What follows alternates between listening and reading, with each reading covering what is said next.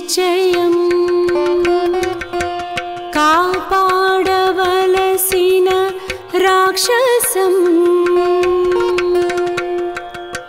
పెళ్లి నిశ్చయం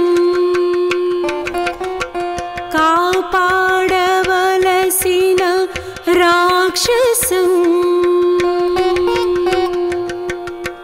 అతీతుడవు నీవు తెలియుమా మానవా అతీతుడవు నీవు తెలియుమా మానవా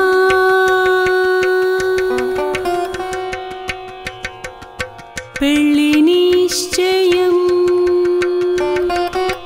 కాపాడవలసిన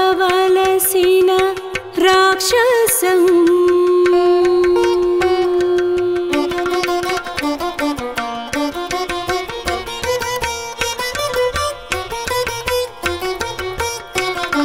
నిర్గతం చయం నిశ్చయం బయట నుండి కూర్చని స్థితి నిశ్చయం నిర్గతం చయం నిశ్చయం బయట నుండి కూర్చని స్థితి నిశ్చయం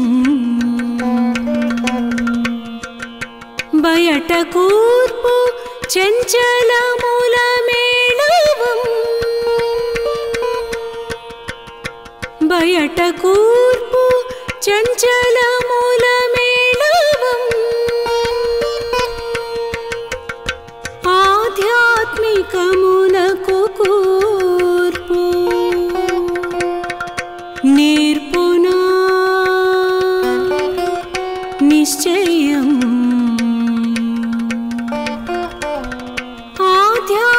ఆధ్యాత్మికమునకు కూర్పు నేర్పునా నిశ్చయం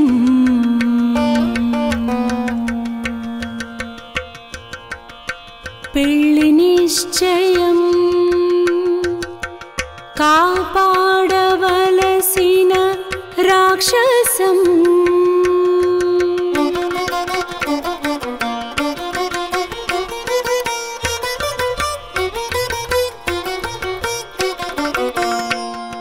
విడిపోయేడి బయటి నాటకం వావి వరుసలు లౌకిక దృష్టి మెలికలు విడిపోయేడి బయటి నాటకం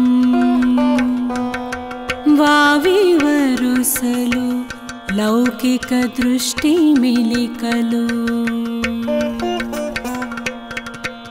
అధర్మపు ధర్మముల తాండవం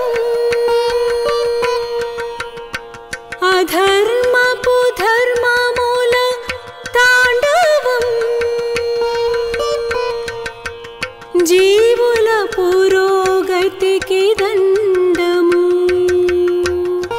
భోగముగా పెళ్లి సందడి జీవుల పురోగతికి దండము భోగముగా పెళ్లి సందడి పెళ్లి నిశ్చయం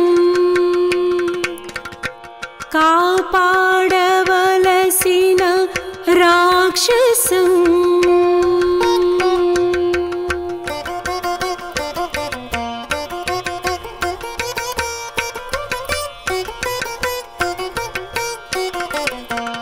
పలికించి అన్వయమైన తీర్పును అంతరాత్మ పలికించిన స్థితి కళ్యాణం పలికించి అన్వయమైన తీర్పును అంతరాత్మ పలికించిన స్థితి కళ్యాణం. సాధనగా కూర్చినది సాధకులకు కళ్యాణం. సాధనగా కూర్చినది సాధకులకు కళ్యాణం. తపముగా కూర్చినది సిద్ధుల సిద్ధి కళ్యాణం. తపముగా కూర్చినది సిద్ధుల సిద్ధి కళ్యాణం. పెళ్లి నిశ్చయం కాపాడవలసిన రాక్షసం. పెళ్లి నిశ్చయం కాపాడవలసిన రాక్షసం. అతీతుడవు నీవు తెలియుమా మానవా. అతీతుడవు నీవు తెలియుమా మానవా.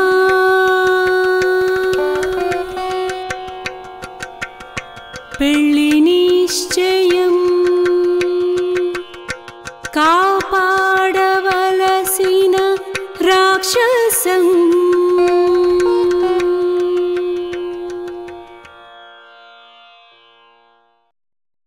పశబంధని తన ప్రవర్తనలు అన్నిట్లో త్రిగుణాత్మక ప్రవృత్తితో ప్రవర్తించి ఫలితంగా త్రిగుణ ప్రవృత్తిలో బంధింపబడుట పశువృత్తి.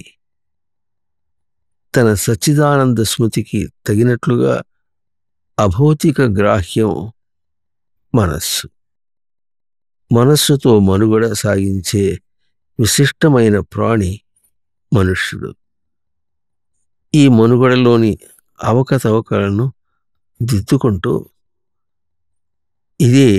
ఈ దిద్దుకొనుటయే బ్రతుకుగా జీవనంగా జీవితంగా సాగుట మనిషికి సంస్కారంగా ధారణగాను పోషణగాను బాధ్యతగా తీర్చబడినాడు మనిషి.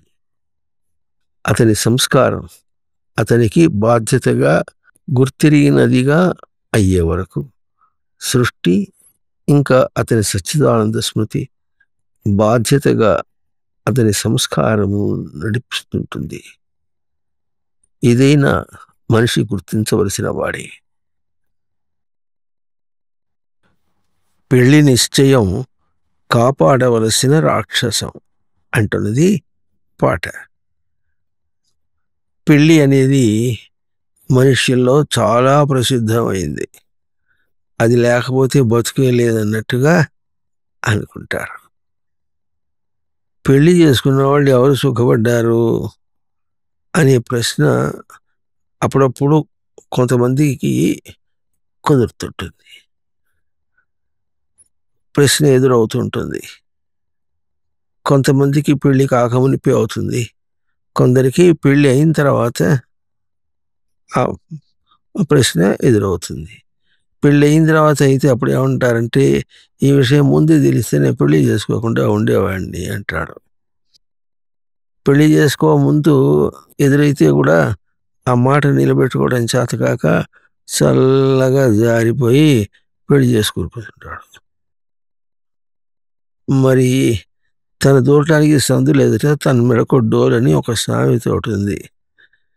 తలుపులోంచి తను రావటానికి రెండు తలుపులు ఉంటే ఒక తలుపు వేశారు, ఒక తలుపు ఏమో తెరిచింది. దానిలోంచి రావటానికి సందు లేదు. తను రావటానికి సందు లేదు, తన మెడకు డోలు వేసుకున్నాడు. ఇట్లా వస్తాడు, రాడు. తనకే తన దేహము, తన ప్రవృత్తి. ఈ దేహంతో బతకాలంటే ఈ లోకంలో మా మనుషులందరూ ఎట్లా ఉంటారు, వాళ్ళ ప్రవృత్తి, వాళ్ళందరినీ ఎదిరిదాలి, తన అవసరాలు, వాళ్ళతో గోల, ఇవన్నీ వచ్చేటప్పటికి తనకు ఇన్ని రూపాలు అవుతాయి. ఇవన్నీ ధారణ చేయవలసిన రూపాలు అవుతాయి. అప్పుడు తన నిశ్చలత్వమును ధారణ చేయటానికి, స్థిరత్వమును ధారణ చేసే రూపానికి ఇవన్నీ కూడా అడ్డంకులే. అందుకనే తన దూరడానికే సందు లేకపోతే ఇంకొక ప్రవృత్తిని పట్టుకొస్తే పెళ్లి చేసుకుంటే అప్పుడు ఏమవుతుంది, వాళ్ళతో పాటుగా ఎంతమంది వస్తారు, తనతో పాటుగా తన బంధువర్గం అంతా ఎంతమంది ఉంటారు, బెటాలియన్ ఉంటారో ఆ అమ్మాయితో పాటు కూడా అంతమంది బంధువులు, అంత బెటాలియన్ ఉంటారు. మరి బంధువులు పెరిగిపోయినారు అన్నమాట. మరి బంధువులు వస్తుంటారు, వాళ్ళని ఆదరించాలి, ఇవన్నీ అంటే ఇక మెడకు డోలు కట్టుకున్నట్టు. ఇక ఎట్లా కష్టం అవుతుంది, అవునన్నా కష్టమే, కాదన్నా కష్టమే. ఇద్దరు ప్రవృత్తులు ఏమవుతుంది, గవుకున 2 పిల్లలు పోట్లాడుకున్నట్టు ఉంటుంది, ఢీకొన్నట్టుగా ఉంటుంది. మరి అవునంటే కష్టం, కాదంటే కష్టం కనుక పట్టుకోవడానికి లేదు, విడవటానికి లేదు. అందులో గట్టిగా ఇప్పుడు ఏం చేస్తుంది, ప్రభుత్వం చట్టం కూడా తీసుకొచ్చి విడాకుల చట్టం ఇచ్చినా కూడా విడాకులు చేస్తే ఏం చేయాలి, అప్పుడు నీ ఆస్తిలో సగం ఇవ్వాలి. అది విడాకుల చట్టం. విడాకులు అయితే తీసుకోవచ్చు, కానీ చట్టం అవసరం అని ఇట్లా ఏమేమో అన్నీ కావాలని కూర్చుకొని మళ్ళీ వద్దని చేయటం అంటుంది. అందువల్ల పెళ్లి నిశ్చయం అనేది ఎవడైతే నాకు పెళ్ళి అయింది నిశ్చయము అని అనుకుంటున్నాడో, నాకు పెళ్ళి చేసుకోవాలనుకుంటున్నాడో, ఆ పెళ్లితో ఎటువంటి సంబంధం పెట్టుకుందాం అనుకున్నాడో, అవునని ఈ సంబంధంతో ఎంతవరకు పోతున్నాడో అంతా అది రాక్షసం అంటుంది పాట. రాక్షసం అంటే మనకేం తెలుస్తుందంటే, కూరలు పెట్టుకొని అంత జుట్టు అంత ఎట్లటో ఉండి పెద్ద పెద్దగా గోల్డ్లో ఉన్నట్టుగా ఇట్లాంటి మనకు అర్థం, ఈ రూపం మనకు సినిమాల్లో కనిపిస్తూ ఉంటుంది. ఇది కాదు రాక్షసం అంటే, రక్ష పాలని అని అంటే పాలన చేసుకోవలసినటువంటిది అని అర్థం. రాక్షసం అంటే పాలన చేసుకోవలసింది, పాలన అంటే సవరించుకోవలసింది. ప్రభుత్వం పాలన చేస్తుందంటే కావాల్సింది ఎట్లా చేయించాలో నీ చేత, అక్కర్లేనిది నీ చేత ఎట్లా చేయించకూడదో అటువంటి ఒక బాధ్యతను తీసుకుంటుంది. ఎట్లాగో అట్లాగే నీకు శ్రేయస్సును ఎట్లా అభ్యాసం చేయాలనో, నీకు శ్రేయస్సు కానిదాన్ని ఎట్లా విడిచిపెట్టాలనో అది నీవు చేయాలి. అప్పుడు పెళ్లి నిశ్చయానికి అది కాపాడవలసినటువంటి రాక్షసం నుంచి కాపాడాలి. అంటే రాక్షసం అంటే నీవు ఇట్లా పాలన చేసుకోవలసింది. అక్కడి నుంచి కాపాడటం అంటే పాలనకు అతీతంగా ఉండాలి.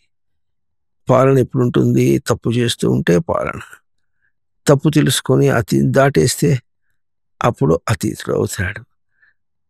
అది కావాలి, అది కాపాడవలసిన రాక్షసం. ఆ రాక్షసం నుంచి ఎట్లా కాపాడాలంటే, అతీతుడవు నీవు తెలియమా మానవ అంటున్నారు. అట్లా రాక్షసం నుంచి పెళ్లి నుంచి కాపాడుకోవటానికి నీవే అతీతుడవు. అది ఆ సామర్థ్యం నీకే ఉంటుంది, ఇంకెవ్వరికి ఉండదు. నీ బంధం, నీ కష్టాలు ఏవే ఉన్నాయో అన్ని నువ్వే కల్పించుకుంటున్నావు గనక నీవే తీసేయగలవు. ఇది ముందు తెలియాలి. లోకంలో నువ్వు తప్పు చేశావంటే దుస్సున పొడుచుకొస్తుంది, ఇంత కోపం, అభిమానం వచ్చేస్తుంది. ఇది మానవ సహజం. విద్ధి వ్యాధి అభిమానగ్రస్తం లోకం శోకహతం చ సమస్తం. లోకము శోకహతం, శోకం చేత చచ్చిపోతుందిట. శోకానికి 2 కారణాలు, ఒకటేమో దేహానికి వ్యాధి, మనస్సుకు అభిమానం పొడుచుకొస్తుంది. తన్నేదో అనేశాడు, తన్నేదో పీకు తిన్నాడు అన్నట్టుగా ఉంటుంది. తెలుస్తున్నప్పటికీ కూడా అంతగా చెప్పాలనా, తెలియనీయకుండా చేస్తుంది తన అభిమానం కనుక. అప్పుడు తనకు అభిమానం వస్తుంది.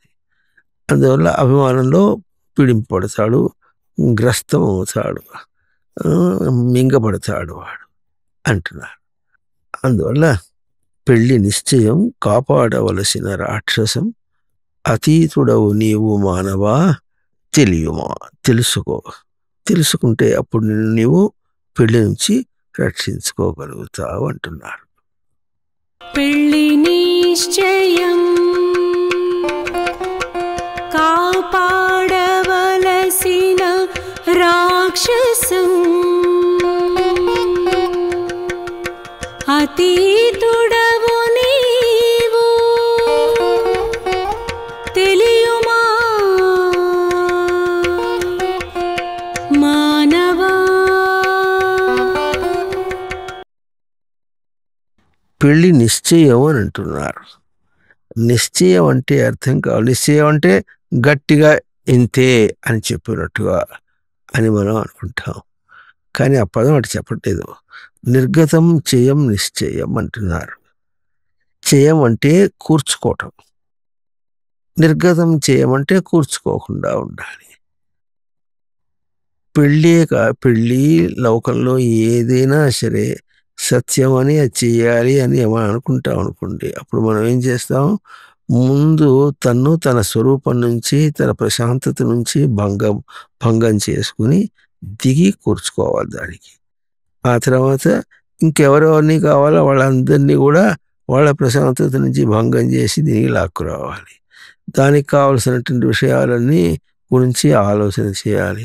అవన్నీ తీసుకొచ్చి ఇంకా వాటిని ఎట్లా తెచ్చుకోవాలో దానికోసం ప్రయత్నం చేయాలి.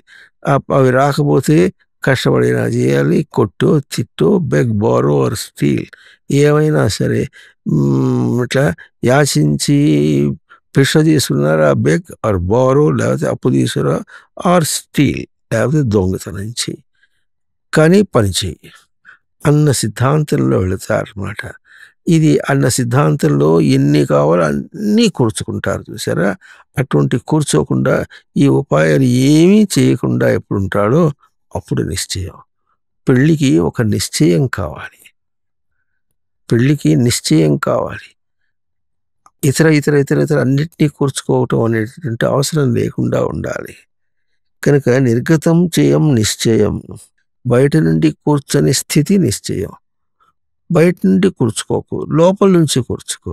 ఎట్లా కూర్చుకుంటాం, ఇది చేస్తా, ఇప్పుడు నేనేమవుతా, ప్రశాంతత ఏమవుతుంది, స్థిరత్వం ఏమవుతుంది,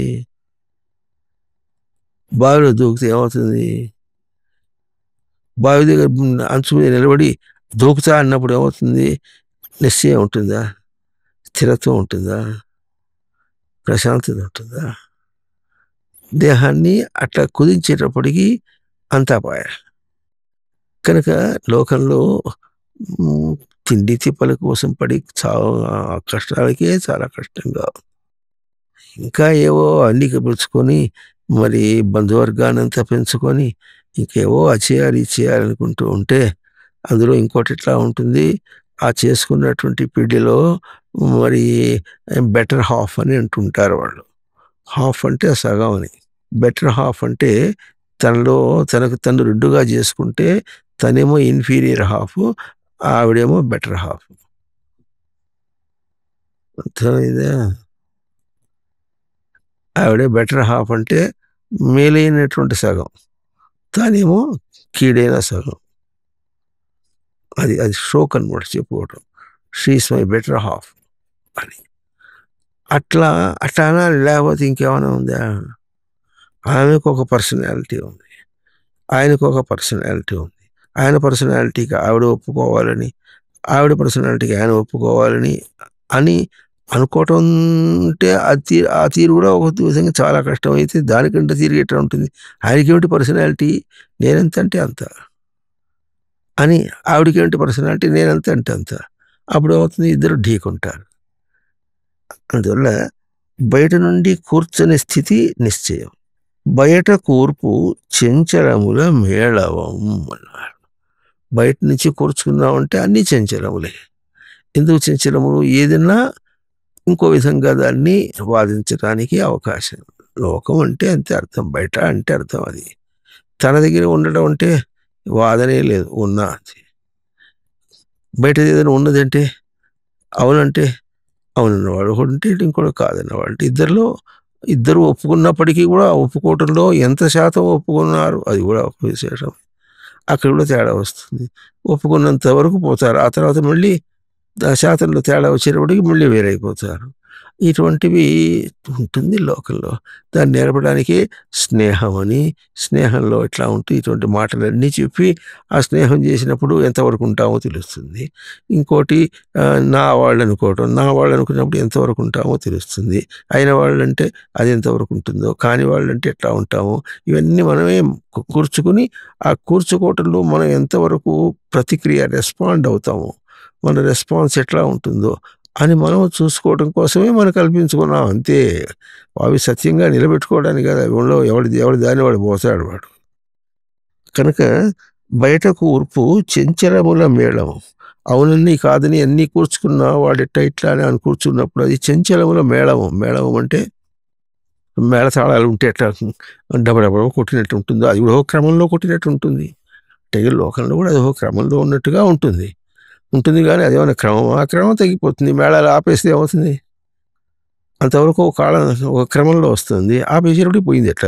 అట్లాగే ఒక విషయం కూడా ఒక క్రమంలో వస్తున్నట్టుగా వస్తుంది. విషయం అయిపోతే ఆ క్రమం పోయింది. నేనున్నా, ఇప్పుడు నేనెట్టున్నా?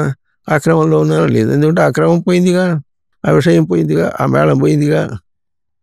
అట్లా ఆధ్యాత్మికమునకు కూర్పు నేర్పున నిశ్చయం అన్నారు. ఆధ్యాత్మిక అది కూడా కూర్చుకోవాలి. ప్రతి విషయంలో ప్రవర్తించేటప్పుడు అదేమో చంచలము, నేనేమో నిశ్చలం. ఇది చంచలం, నేను నిశ్చయం. ఇంకోటి అది కూడా చంచలమే, నేను నిశ్చయం. అది పోయేది నేను ఉండేవాడిని, అది పోయేది నేను ఉండేవాడిని. ఇప్పటికీ అమీబా దగ్గర నుండి 84 లక్షల జీవరాశుల గర్భాల్లో ఎన్ని జన్మలైనవి, ఎన్నో అయినాయి. అవన్నీ నేను అనుకున్నా, అయిపోయినాయి, నేనున్నా. అయిపోయిందే. అవి పోవటం అనేది చంచలం కనుక పోయినాయి. నేను ఉన్నానని గుర్తిస్తే ఇది ఈ నిశ్చయం, ఇది నిశ్చయం అవుతుంది. ఆధ్యాత్మిక కూర్పు. మనం ఏమనుకుంటున్నామంటే అది పోతే పోయింది, ఇంకో జన్మ కావాలి, అది పోతే పోయింది, ఇంకో జన్మ కావాలి అనుకుంటాం అనుకోండి. అప్పుడు మనం నిశ్చలంతో రాలే, ఉన్నాం, అది పోయినా నేనున్నా. కానీ అది ఇంకోటి రావాలనుకున్నప్పుడు ఏమవుతుంది? మనము చంచలమే అవుతున్నాం. మరి ఈ జన్మలో ఎన్ని సంవత్సరాలు ఎన్నయో, ఎన్ని విషయాలు ఎన్నయ్యి, ఎన్నెన్ని చేసుకుంటూ వచ్చాము. శేషము, బాల్యం, కౌమారం, యవ్వనము, చదువుకున్నాం, ఏం చేశాము, ఎన్నెన్ని ఆయా రోజుల్లో ఎన్నెన్ని విషయాలు, పొద్దున్న లేసి రాత్రి దాకా ఎన్ని సంవత్సరాలు జరిగినాయి, ఎన్నెన్ని విషయాలు అయినా అన్నీ పోయినాయి. అవన్నీ చంచలములు. అప్పుడు ఏమనుకున్నావు? అది నేనే అనుకుంటూ దాన్ని కూడా పరిగెత్తావు.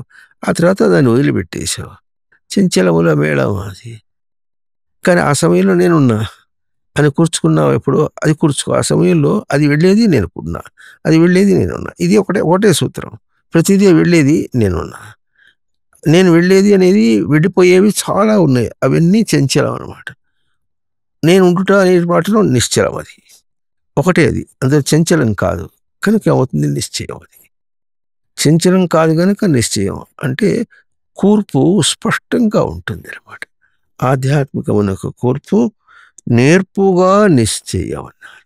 ఇది నేర్పు మనిషికి. తన ప్రశాంతతను కొనుక్కొచ్చేది ఏం కాదు. గోలను తీసి పక్కన పెట్టేస్తే ప్రశాంతత. ఎప్పుడన్నా పోయి ఎక్కడైనా కొండ మీద ఎక్కడ పోయి ఏకాంతంలో కూర్చోవాలి అని ఒక్కొక్కళ్ళు కొంతమందికి అనిపిస్తుంది. ఏకాంతంలో అక్కడ పోయి కూర్చున్న వాడికి అక్కడ కాసేపు కూర్చుని ఎంతసేపు కూర్చుంటాడు, 1 గంట సేపు కూర్చుంటాడు, మళ్ళీ వచ్చేస్తాడు. అట్లా కాదు, బుద్ధిని అట్ట తీసుకోవటం. విషయమునందు ఇది సత్యం అని మా పెద్దాన్ని పోయి దాని వేలు పెట్టి కెలికి బాగుంది అనుకుంటే ఎప్పుడు తనకు ప్రశాంతత ఉండదు. నిర్గతం చయం నిశ్చయం, బయట నుండి కూర్చని స్థితి నిశ్చయం. బయట కూర్పు చంచలముల మేళవం, ఆధ్యాత్మికమునకు కూర్పు నేర్పునా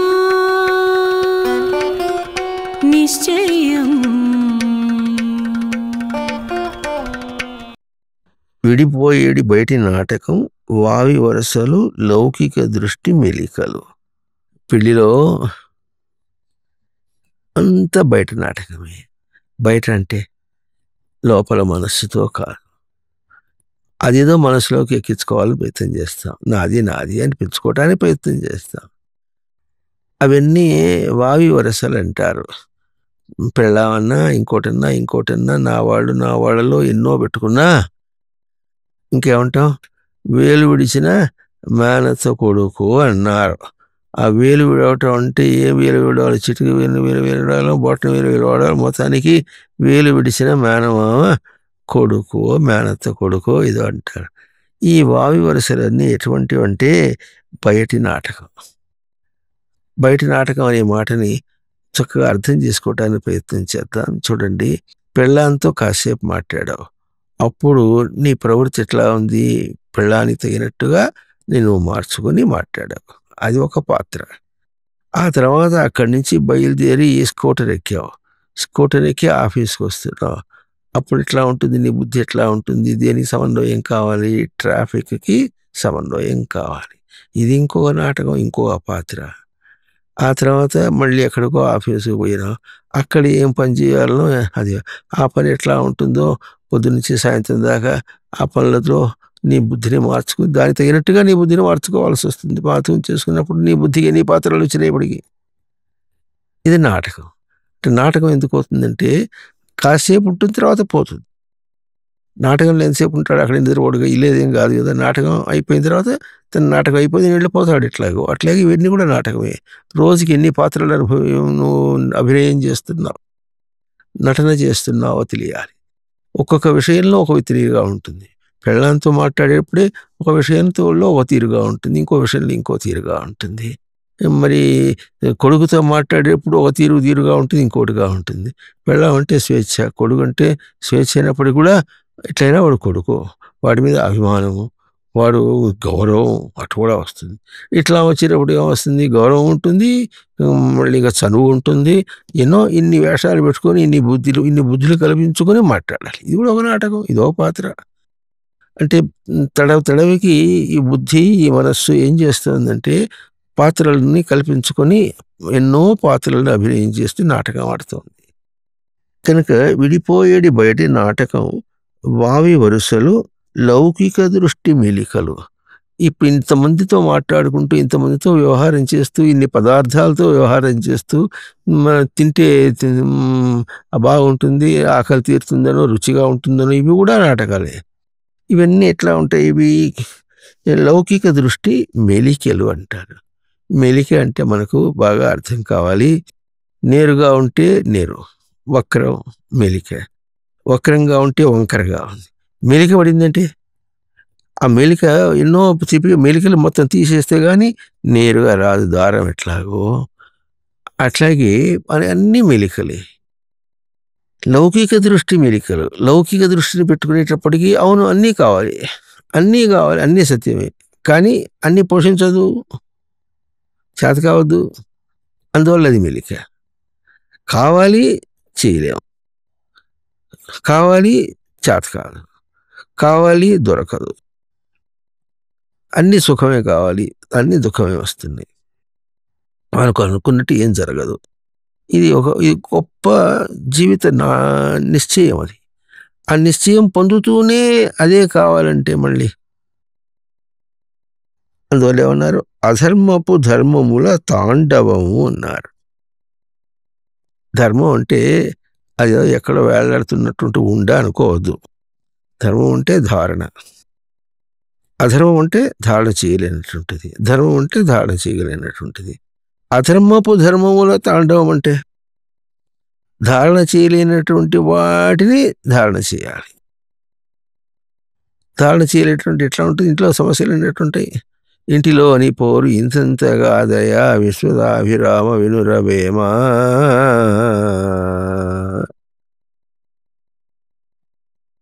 చెప్పులోని రాయి చెవులోని జోరీగా, కంటిలోని నలుసు కాలిబుళ్ళు, ఇంటిలోని పోరు ఇంతంతగా దయ.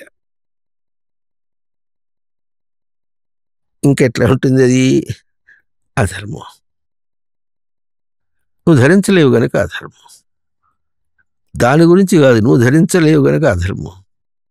అధర్మపు ధర్మములో తాండవం. నువ్వు ధరించలేకపోయినా ధర్మం.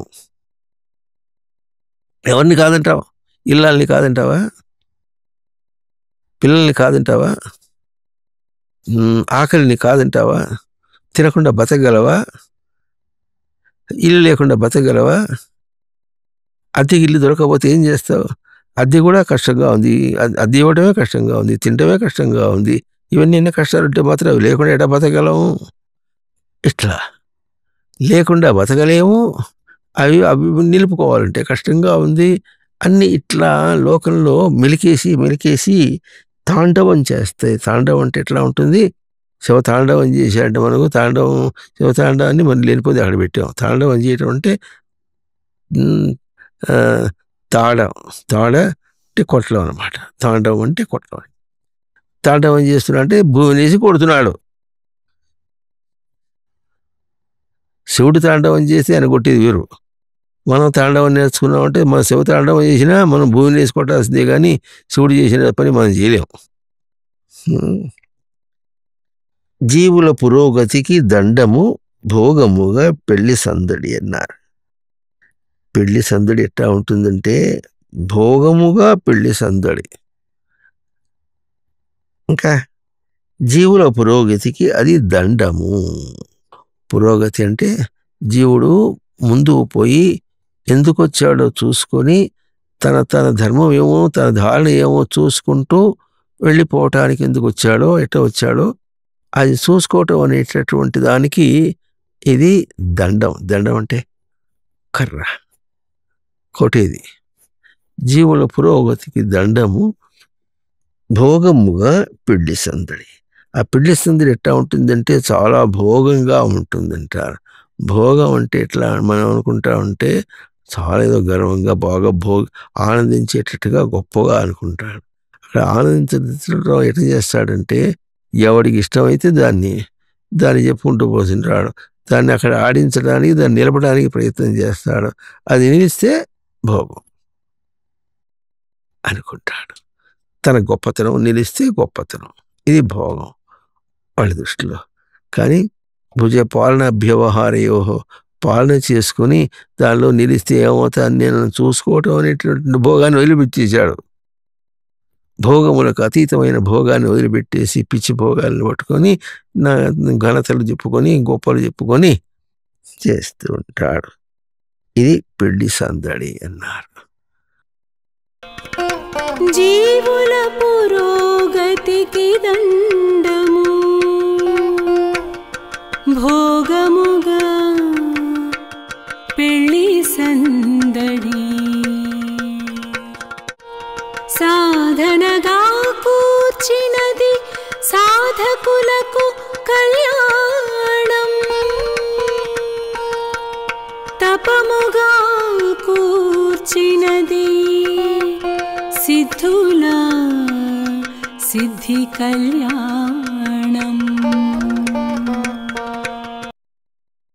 పలికించి అన్వయమైన తీర్పును అంతరాత్మ పలికించిన స్థితి కళ్యాణం.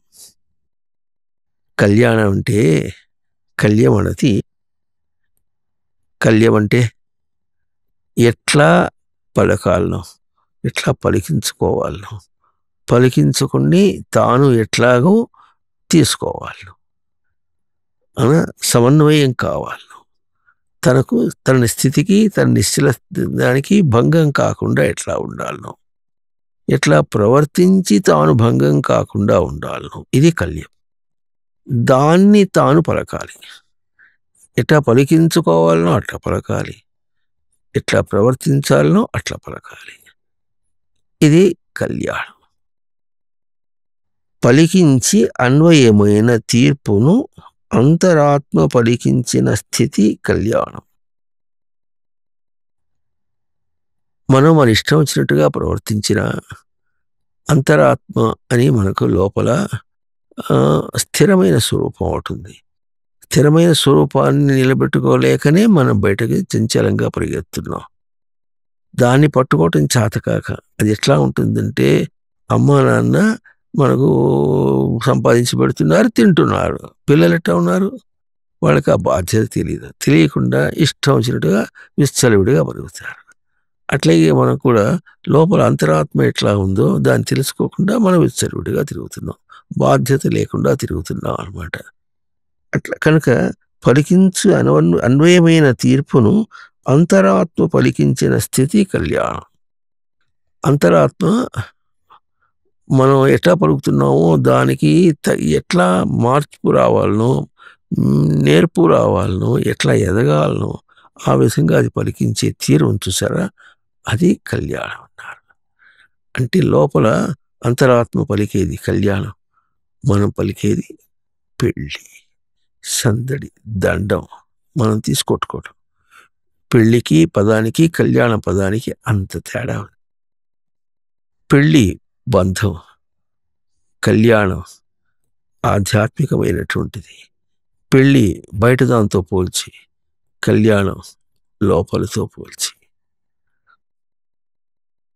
సాధనగా కూర్చినది సాధకులకు కళ్యాణం.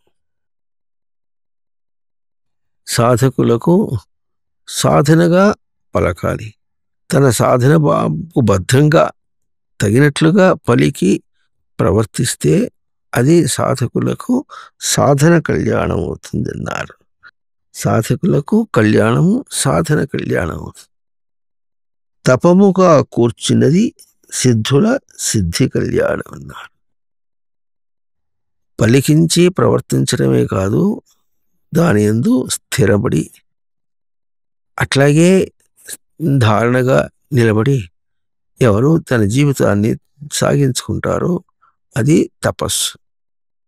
ఆ తపస్సుగా ఇప్పుడు కూర్చుకున్నాడో తన విషయాలన్నిటినీ కూడా, బయట ప్రవర్తన అంతా కూడా, తన పలికేది పలికించేది, తను గ్రహించేది గ్రహింప చేసుకునేది, బయట ప్రవర్తించేది అన్నిటినీ కూడా తపస్సుగా తనకు స్థిరత్వానికి భంగం కాకుండా ఎప్పుడు చేసుకుంటాడో అది తపముగా కూర్చింది అవుతుంది. అట్లా కూర్చుంది సిద్ధుల సిద్ధి కళ్యాణం. అట్లా ఎవరు చేస్తారు? సిద్ధులే చేస్తారు, అందరూ చేయలేరు. మరి చేయాలంటే చేయాలి. చేయగలరా? చేయలేరు. ఎందుకు చేయలేరు? వాళ్ళు కల్పించుకున్న పెళ్లి సందడి వల్ల. పెళ్ళి అంటే ఇప్పటికీ కేవలం అమ్మాయితో పెళ్లి చేసుకుని తాళి కట్టమని అర్థం కాదు. అప్పుడప్పుడు మనం లోకంలో కూడా అయిందమ్మా పెళ్ళి, అడిగిందమ్మా రజని పెళ్లి చేస్తారా అంటే కొడతానో దండిస్తానో ఎట్లా అర్థం ఉంటుందో అట్లా లోకంలో మనం కల్పించుకున్నటువంటి ఆ పెళ్లి వేరు, తనకు ప్రశాంతతకు భంగం కాకుండా చూసుకోవటం వేరు. లోకంలో అటు తిరిగేది అంతా తనకు పెళ్ళి. తాళి కట్టిన పెళ్ళి ఒక అమ్మాయితో ఉంటుంది, ఒక పూట ఉంటుంది. కానీ లోకంలో అన్నీ తను పెళ్లి చేసుకున్నటువంటి వాడే, అన్నిటి చేత దెబ్బలు తింటున్నటువంటి వాడు. ఆ పెళ్లి వేరు. తనగా కూర్చుకుంటే తన స్వరూపం. ఎన్ని విషయాలు పోయినా నేనున్నా. విషయాలు పోతున్నాయి, విషయాలు బంధించి పెకలించడానికి ప్రయత్నం చేస్తున్నటువంటి విషయాలన్నీ పోయినాయి, నేనున్నా అనేది గుర్తించడం కళ్యాణం. బయట విషయాలు పరిగెత్తుంటే దాన్ని కూడా పరిగెత్తడం పెళ్ళి. ఈ తేడా తెలియాలి మనకు. అందువలనే ఇప్పుడు మీరు చక్కగా ఎంత శ్రవణం చేశారు. మీరు పెళ్ళిలో ఇంతదాకా వచ్చారంటే మగవాడు పురుషుడు అన్నదాకా వచ్చాడు, ఆడపిల్ల వనిత అనేదాకా. పురుషుడంటే పాలన చేసుకుని పూర్ణం చేసుకునేవాడు పురుషుడు. వనిత అంటే తనను తాను దిట్టతనంతో స్థిరంగా మన సంభక్తో భజించగలిగినటువంటిది, సేవించుకోగలిగినటువంటిది, తనెందు తానే సేవగా నిలబడేటటువంటి చిత్తం ఎవరికి ఉంటుందో అది వనిత. కనుక పురుషులు వనితలు ఈ విధంగా ఇట్లా సిద్ధి వరకే, సిద్ధి కళ్యాణానికే చేసుకున్నారో, సాధువులకే చేసుకున్నారో, లేకపోతే దండం కొట్టుకునేటట్టుగా పెళ్ళికే చేసుకున్నారో మీరు చూసుకోవాలి. ఇది కాపాడవలసిన రాక్షసం. మీకు మీరు కాపాడుకోవలసినటువంటిది మీరు కాపాడుకోవటానికి అతీతులుగా అర్హులు అని చూపిస్తారు. చేతకాని వాళ్ళేం కాదు, అర్హులు మీరు. ఆ అర్హత మీకు ఉన్నది. లోపల గుర్తించుకొని ఆ విధంగా ప్రవర్తించాలి. పలికించి అన్వయమైన తీర్పును అంతరాత్మ పలికించిన స్థితి కళ్యాణం. సాధనగా కూర్చినది సాధకులకు కళ్యాణం. తపముగా కూర్చినది సిద్ధుల సిద్ధి కళ్యాణం. పశువృత్తిని దాటి మానవ వృత్తిని చేరటం అతనికి ధారణ పోషణగా సంస్కారం. సంస్కార జ్ఞానంగా తీర్చబడింది ఈ పాటలో. మీ అమ్మాయిని మా అబ్బాయికి చేసుకుంటాం. కేవలం స్త్రీలింగపు మనిషిగా అమ్మాయిని ఎవరో కనలేరు. అది మానుష సంస్కారం ఆధారంగా ఎరుకలో నిలిచి, అటువంటి ఎరుకను దేహం ద్వారా కిరణ రూపంగా ప్రవర్తింపచేస్తూ తన సంస్కారమును వృద్ధి చేసుకునిడి జీవుడుగా ప్రకాశ రూపం మా వనిత. వనిత అబ్బాయిలతో మనువులాడదు. బాగుంది. పూర్తి వ్యవహారిక మనసులేనా అనే తట్టి చూచా. వట్టి సరుకు కాదు, కట్టి సరుకే అని తోస్తున్నది. ఇంకా చెప్పండి. వనితకు మానవు సృష్టి రచనగా సంస్కారపు కొలత. మానమును కాపాడే అర్హత గల చోటునే మనువులాడుతుంది. వివరించండి మరి. సృష్టి తాత్పర్యమును వక్రం చేసిన మగవాడి ప్రవర్తన వనితకు మానభంగం. లౌకికంగా మెట్టినింట వంశాభివృద్ధికి వనిత యొక్క అవసరం మగవారిదే. సృష్టి రచనగా సంస్కారం కలిగిన పురుషునికే ఈ విలువ తెలుస్తుంది. విలువ తెలియుట పురుషునికి కూడా మానం. సంస్కారపు కొలత. ఇరువురు తమ సంస్కారపు మానవును చేర్చుకునే తీరులో బుద్ధులు ప్రవర్తనలు ఈ విధంగా విస్తరించి ఉన్నాయి. డబ్బిచ్చి ఉరికంబానికి ఎక్కించినట్లు కట్నం ఇచ్చి అమ్మాయిని ఇయ్యాలి. పెళ్లి ఖర్చు అమ్మాయి తండ్రిదే. ఆడుబిడ్డ లాంఛనాలు కొసరు. మెట్టినింట బానిసత్వమే. కామావేశంతో అమ్మాయికి లౌకికంగాను సృష్టి కొరతగాను మానభంగమే. సీమంతం అమ్మాయి పుట్టింటి ఖర్చే. పురుడు అమ్మాయి పుట్టింటిలోనే. అమ్మాయి తండ్రి తన ఖర్చుతో తీసుకొని పోవాలి. తన వంశీయుని పుట్టుకకు పురిటి ఖర్చు కూడా అమ్మాయి తండ్రిదే. బారసాల ఖర్చు కాక చీర సారె పెట్టి తన వంశీయునితో పాటు అమ్మాయిని తండ్రి తన ఖర్చుతో తెచ్చి మెట్టినింట దింపాలి. వహప్రాపనే. తండ్రి ఇంటి నుండి మగని ఇంటిని పొందినందువలన వధువు అని స్త్రీకి సంజ్ఞ ఇయ్యబడింది. ఈనాటి తీరు మామ ఖర్చుతో పెళ్ళాం మానం చెరిచి వంశీయుని పొందుతాడు. ఈ విధంగా మగవాడు వధువే అయినాడు. వంశీయుని పొందిన వధువు అయినాడు. వధువుని పొందిన వధువు అయినాడు. తన బిడ్డన లాలన పోషణ ఇంటి చాకిరి అంతా అమ్మాయిదే. ఈ నీచపు ప్రవృత్తితో మగవాడు మనిషియే కాడు. ఇక పురుషుడెట్లవుతాడు? లౌకికంగానైనా వృంగ్ సంభక్తో వ్రైవరనే. తన ఆచరణలో తన ప్రవర్తనయందు బాధ్యత తనకు సంస్కారం. తన ఆచరణలో తన బాధ్యతకు సహాయంగా ఇల్లాలుగా అత్తమామలు ఆదరణంగా పెంచిన అమ్మాయిని ఇచ్చినందుకు కృతజ్ఞతగా ప్రవర్తించాలి. ఇందుకు వ్యతిరేకంగా అమ్మాయిని అత్తమామలను బావమరుదులను పీడిస్తూ నీచంగా ప్రవర్తించుట వరుని లక్షణం కాదు, పురుషుని లక్షణం అసలే కాదు. నీచ మానవులతో వనిత మనువులాడదు, కామావేశపు మానవులతో వనిత మనువులాడదు. మీ అబ్బాయి వనితకు తగిన వరుడేనా, పురుషుడేనా? ఈనాటి అబ్బాయిల తీరు మీరు చెప్పినవన్నీ అక్షర సత్యములు. ఇటువంటి అబ్బాయిలకు పెళ్లికే అర్హత లేదు, ఇక కళ్యాణమునకు అర్హత ఎక్కడిది? లేదు. ఈనాటి అమ్మాయిల తీరు కూడా వినండి. మెట్టినింట్లో చాకరీయే కాని సుఖం లేదనే మానవ జన్మపు సంస్కారములను వృద్ధి చేసుకునే అవకాశమే లేదని అందరి అమ్మాయిల వలనను తన తల్లి స్థితి వలనను విస్తారంగా వీడియో వలె ప్రత్యక్షంగా కనబడుతున్న ఆవల ఆవరణలకే పోయి బానిస బ్రతుకుకు ఒప్పుకొని బలహీనత అమ్మాయిలకు ఒక గుణమే. అదే కామేచ్ఛ.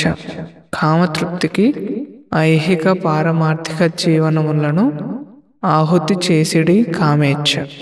గాఢమైన బలహీనత. కామేచ్ఛయే లేకుంటే ఈ అమ్మాయిలు పెళ్లికి ఒప్పుకోవాల్సిన అవసరానికి తగిన ఆధారమైన కారణమును ఉండదు. గుర్తించినా గుర్తించకున్నా ఈ విధంగా వారు బలహీనులు, అబలలు. మగవానికి ఆకర్షణ కలిగించి కెలుకుతారు, ప్రవర్తనలలో కామ ప్రవృత్తిని పొందుతారు. ఈ విధంగా వధువులవుతున్నారు. నిజ వధు లక్షణానికి అర్హతను పోగొట్టుకుంటున్నారు. పురుషుడు నీచమైన అమ్మాయిలతో వధువులతో మనోలాడ ఒప్పడు. వనిత లక్షణానికి పురుష లక్షణం సమన్వయంగానే వస్తున్నది. ఇంకా చెప్పండి.